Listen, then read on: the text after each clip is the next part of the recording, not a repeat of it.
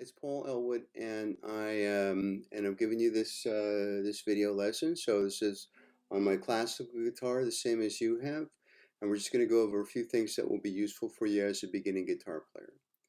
So, first one is, of course, tuning your guitar. So I have this snark on the end of the guitar here, and I've turned it on. This one, you just push the button and it comes on, right? So we're going to tune the guitar to standard tuning, and that will be striking first the 6th string, that's the E string, and you can see what happens. So if it's a little sharp, I'm making it sharp, the indicator goes over to the right, and if it's a little flat, the indicator goes over to the left. It's a different color too, so we're looking for that right in the middle. So the first 6th string, of course, that will be E. Then our 5th string is tuned to an A. That looks good. So again, if it was flat, it would be down on one side, and if it was sharp, it would be on the other side, like so. So this is your 5th string. That's the second fattest string, and that one is going to be tuned to an A. To A, right? Then we have a D. Again, if it was flat, it would be to the left, and if it was sharp, it would be to the right. So we're going to get it set right in the middle here. Perfect. G looks a little sharp, so I'm just going to flatten it up just a little bit.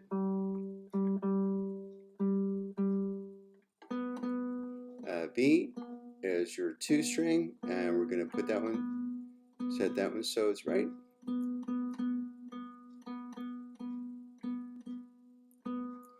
And the last string, of course, is an E. So a lot of times when guitars are just starting out, right, the guitar might be so far out of tune that it actually tunes to the wrong string. So you kind of have to know the order. You have to know what the number of the string is that you're trying to tune, and you have to know what the note is that you're tuning to, and you have to know if it looks like it's tuning to a note that's below or above that. You have to know if you're going to need to make it sharper or flatter. Let me illustrate here. So we're going to go back to our low E or 6th string, right?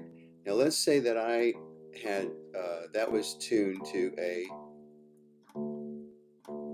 D. So this is actually a kind of tuning called the drop D tuning. But we don't, in this case, we don't want that. We want a standard tuning. So even though it's tuned to a D, that string should be tuned to an E. So we know a D is lower than an E, so we're going to have to make it sharper. Right? So in that case, I'm going to tighten my strings up. I can see it go up to D sharp and up to an E. So let's say that the A string, which is the 5 string, right, was actually tuned to a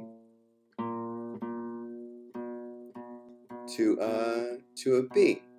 So one of the strings is supposed to be tuned to B, but it's not that one. That one is supposed to be tuned to an A. So since B is higher than A, what we want to do is flatten it or loosen the string so that the note is flatter, and we're going to do that now. A sharp, and we're going to go to an A. Okay. Great. So FYI, this is how this should go. Your 6th string, or the fattest string on there, that's a 6 or E string, is tuned to an E. Your 5 string, which is the one next to that E, is tuned to an A.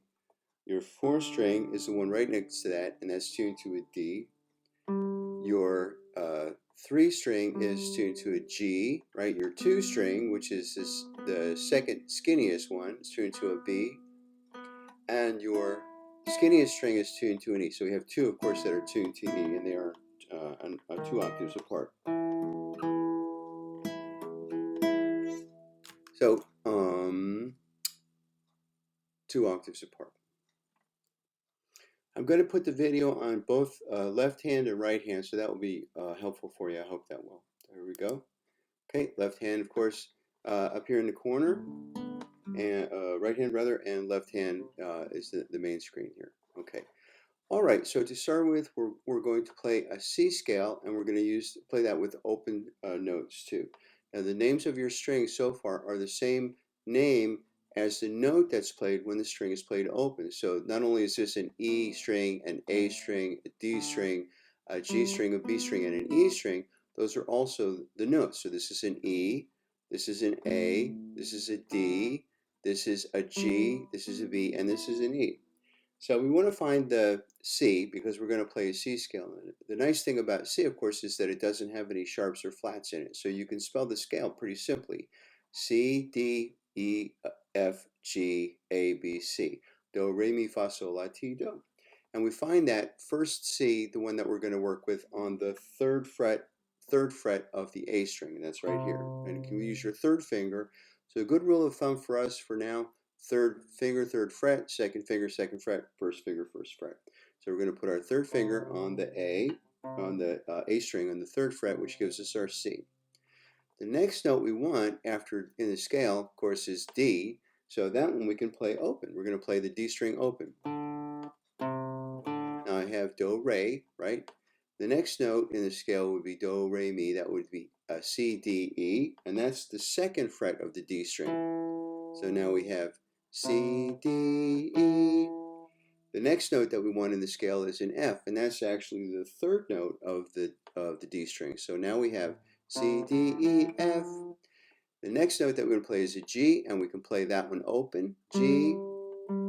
The next note we want to play is an A. We're going to play that the second note of the G string. The next note we want to play is a B, and we're going to play that open B, like so. That's your 2 string. We're going to play that one open. And then the first fret of the B string takes us to C. So all together we have this.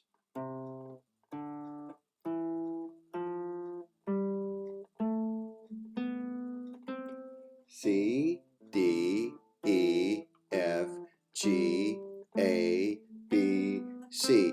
But the scale doesn't stop and end right there, right? It continues, it's above that and it's below it. So if we go back down to the C, the note that comes before the C would be a B, and we play that on the second fret of the A string. And the one that comes before that would be an A, and we play that, of course, with the open A. It's an open A or 5 string. And the one before that would be a G, and we can play that with the third fret of the E string. And the one before that would be an F, and we can play that on the first fret of the E string. And then the lowest note that we can play on the guitar is this E right here. So we can basically play our C scale starting from an E. We can go E, F, G, A, B, C, D, E, F, G, A, B, C. But that's not all we can do. We can go above. So we went below the C scale. Now we want to go above the C scale. So we're going to start with our first finger on the C here. Then third finger on the third fret of the B string. That will give us our C. That will give us our D, right? Then we can play the next string open. That's E. Then, so the 2 E strings are the same. So the first fret of the E string would be F. And then the third fret of the E string would take us to G. So we can go all the way up in this first section here, basically 2 octaves, and we can start at low E and we can end up at our G. We're going to do that like so.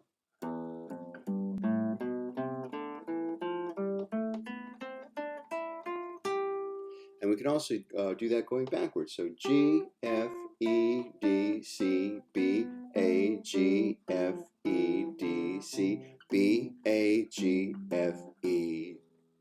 I'll do that again for you.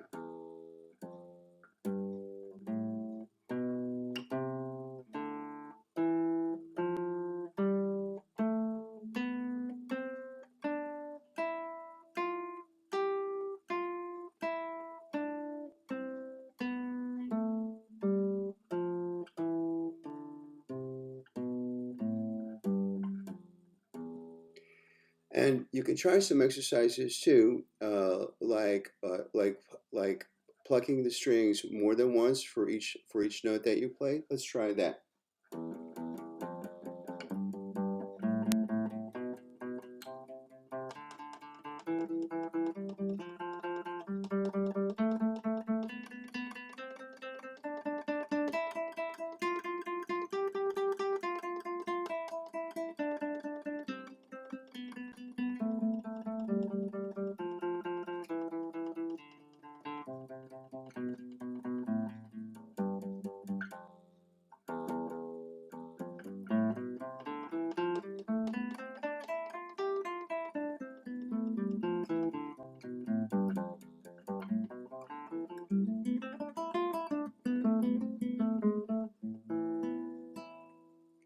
you can play the C chord like so, actually picking out using the same fingers that you picked out for the notes. So third finger on the third fret of the A string, second finger on the second fret of the D string, open G string, and first finger on the C, and that will give you your C. So that's not the only chord that we want. There's a couple of hand-friendly chords that we can use down at the bottom of the neck, and why don't we look at some of those now? So the next one that we want to do is your D chord, and that plays like C. So we're going to play that from the open D string. D string is your fourth string. That's this one. So we're going to start strumming that one there. What we're going to do for the D is put our first finger on the second fret of the G string, third finger on the third fret of the B string, and second finger on the second fret of the E string. And we're going to play all four strings, including the open D string.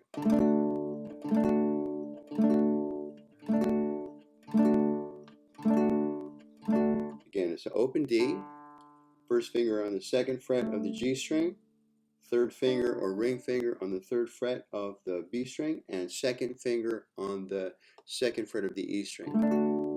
Now, can you see that this kind of makes a triangle shape in a sense, where one finger is in front of the other two, like this? So that's kind of a handy thing to remember. So we have now a C, like so, and we have a D. Let's see if we can find an E, right? So we know that the first, these two guys, the one string and the sixth string are E, so we're going to use the open sixth string as the root for our note. Now second finger is going to go on the second fret of the A string, right?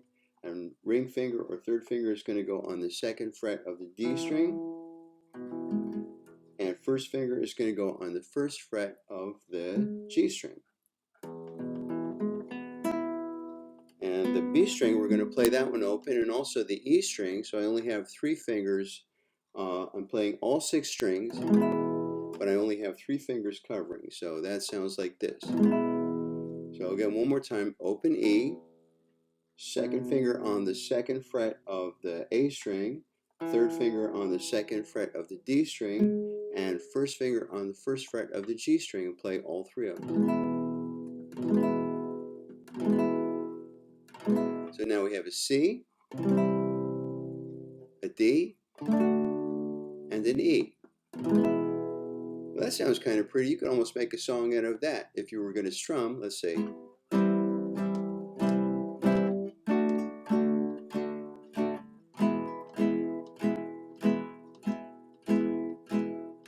So when we're strumming, well, good time to talk about this. When we strum down with our thumb, we say a number, right? And when we strum up with our thumb, because we're not always strumming down, sometimes we're strumming up too, we want to say the word and. So let me put this back over here. So strumming down, we say a number, 1, 2, 3, 4. So if I was going to strum down my C to a D to an E, I would go 1, 2, 3, 4, C, 1, 2, 3, 4, that's my D, and now E, 2, 3, 4, 1, 2, 3, 4, C, 2, 3, 4, D, 2, 3, 4, E, 2, 3, 4, 1, 2, 3, 4. The idea is to try to make the transitions between your chord changes as smooth as possible. So going back to the second view again. So, and that's really where people have the most trouble, I think, in my experience anyway, is the most trouble moving from one shape to another, So one of the things that you can do to practice, even without playing a song, but this will actually inform your song playing, is put your fingers in one configuration, put your fingers in the other configuration, and then in the other configuration, and then back again.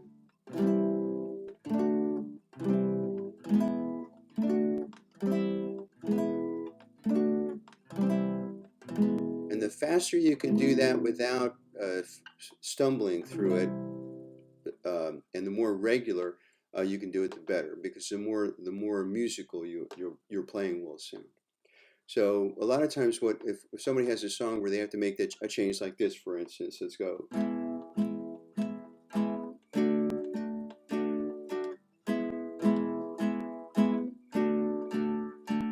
So that's just E to D. But here's what what happens when people are first starting. They'll go, oh,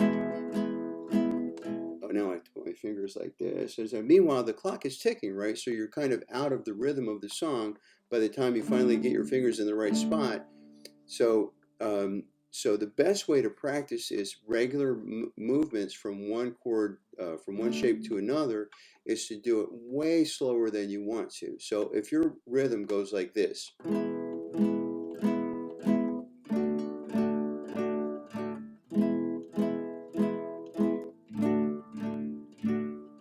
what I want you to do is to play it way, way, way slow so that you're taking into account the time it gets you to get from one chord to the next. So that might sound like this when you first start playing it.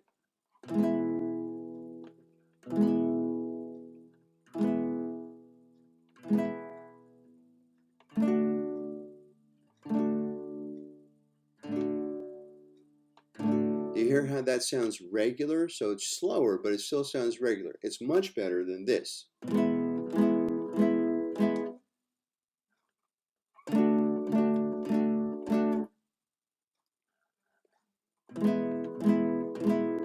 So again, what you need to do is get your hands in the right position and make your change as slowly as you can possibly stand it so that it sounds like it's a regular rhythm. So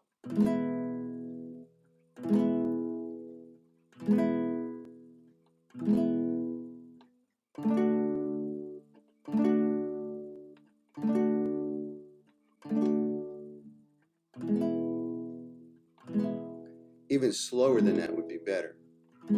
Even like this slow.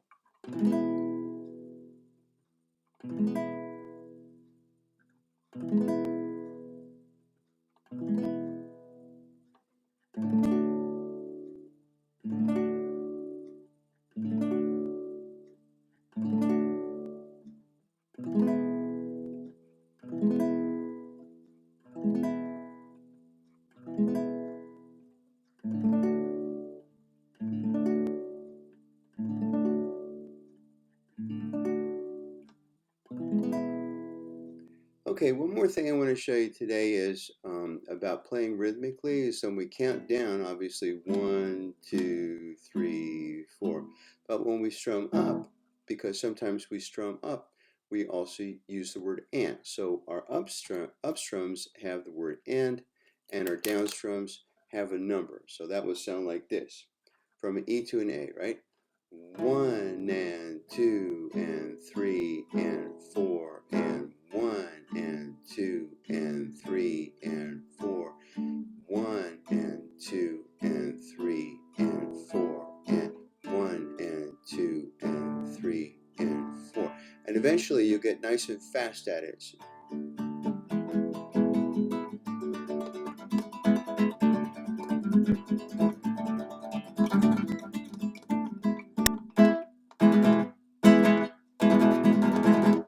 Now, I'm not much of a classical guitar player, but I love the sound of the classic guitar. I wish I played it a little better, but that will get you started, and that will be, I think, helpful.